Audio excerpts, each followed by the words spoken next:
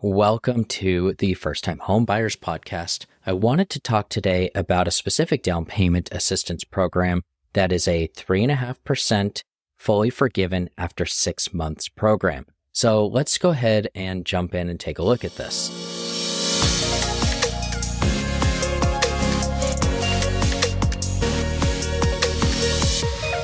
I want to talk about what is down payment assistance first, this empowered 3.5% program, what the qualifications are, the limitations, and then what you need to do to get started on it. So let's jump right in.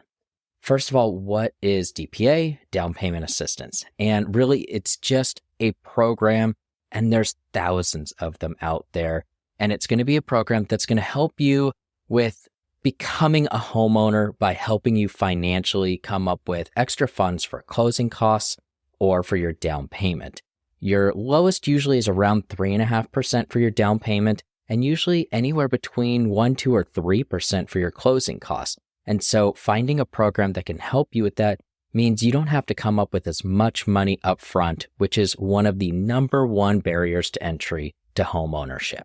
So what it really does is it's a monetary program, and it's supposed to help you get into a home by making it easier to get that down payment or your closing costs taken care of. Now, it can cover all of your down payment, part of it, or your closing costs. You don't have to use all of it in some cases. And so there's lots of different programs and lots of different styles of down payment assistance.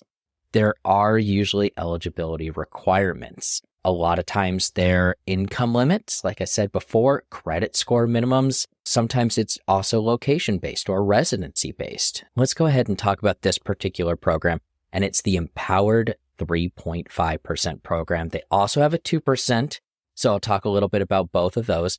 But we've partnered with EPM Wholesale here with Patriot Pacific Financial and really try to offer a forgivable government grant for either 2% or 3.5%, and it can be used towards your down payment and or your closing costs. So if you haven't quite gotten enough money to cover all of that, this could make up that difference. This program uses the standard FHA loan requirements, and really what that means is if you can get approved for an FHA loan, you should be able to get approved for this. It has that 2% or the 3.5%. Again, use it for closing costs with the 2% oftentimes, or if you need just that little extra, or 3.5%, and it can take care of your entire down payment. It's forgiven after about 6 months, and the program is eligible in all states but Washington. Washington has some restrictions on down payment assistance programs, so this one doesn't work there. This does also allow a non-occupant co-borrower. So what that means is maybe you don't quite have enough income for the home you're looking for and you want someone to co-sign, but they're not going to live there. Sometimes this could be like a brother or a sister, something like that. They can use this program with you. Only one person on the loan has to be eligible for the down payment assistant qualifications. So let's talk about qualifications. You only need to qualify for one of these and only the main borrower. If you have a co-borrower, they don't have to also qualify for this. So let's talk about them and then I'll go into a little bit more detail. First is you have to be a first-time homebuyer. Second option, a current retired employment or volunteer non-paid member. Third, income restrictions. So that's pretty standard on a lot of these down payment assistance programs. That's one of the optional requirements. Or if you're in an underserved census tract, you do have to have at least a 620 FICO score. If you don't have that, you're not going to be able to get into this program. And you have to take a homebuyer counseling class. That's it. Let's talk about the qualifications in a little bit more detail. The first one is, are you a first-time homebuyer? And really all that means is that you have not owned a home in the last 3 years. As long as you haven't owned a home in the last 3 years, you can be considered a first-time homebuyer and you'll be eligible for this program. Doesn't matter about income, things like that. As long as you meet that minimum credit score, you've got the income, and you've got that first-time homebuyer, you haven't owned a home in 3 years, you can qualify for this program. The second is what job you've got. Current or retired employment, volunteer, non-paid members. So basically, if you've ever been military, first responder, an educator, if you've ever been in the medical profession or civil servant, And what's great about this program is it's very open to different kinds of roles. So you don't have to have been a doctor or a nurse, but if you worked in a daycare center, that counts as educator. If you were a CNA, that counts as being in the medical profession. And so it makes it a lot easier for you to qualify for this program. The next one, the third option, is income. So this is pretty standard. And what they use is 140% of the state or county median income. And so I pulled a couple examples here in Southern California. Riverside County limit would put you at about $122,000 income max. Orange County would be at about $137,000. And that's for your household income. So total gross income. That's probably a limiting factor for a lot of people to be able to get into a lot of these down payment assistance programs. Most people are going to qualify under the first-time homebuyer or under their job profession.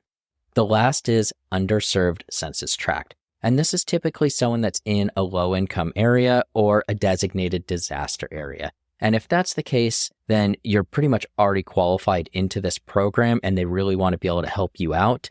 It's not as common as the other ones. So there are going to be some limitations, but they're not that bad. This is very much like your standard FHA limits. Although to start off, it has to be a single family home. It can only be 1 or 2 units. You can't have a 3 or 4 unit. However, you can do a manufactured home. It has to be either a single wide or a multi-wide. It has to be constructed after June 15th of 1976 on a permanent foundation, so 433A certified, and it has to be on land that you own. It can't be in like a park or a land lease. You do have to do 3.5% minimum down payment, which is standard for an FHA loan, but you're allowed to get up to 6% seller concessions.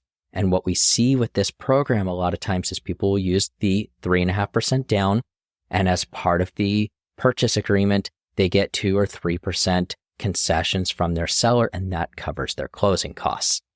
It has to be a 30-year term, so pretty standard FHA, 30 years.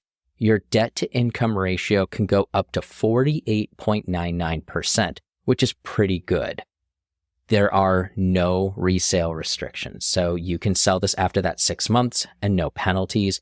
Again, it's not eligible in Washington State. You can't combine it with any other down payment assistance program, and you can't use it for anything that's non-FHA. And the last thing to note, just like anything, nothing is free.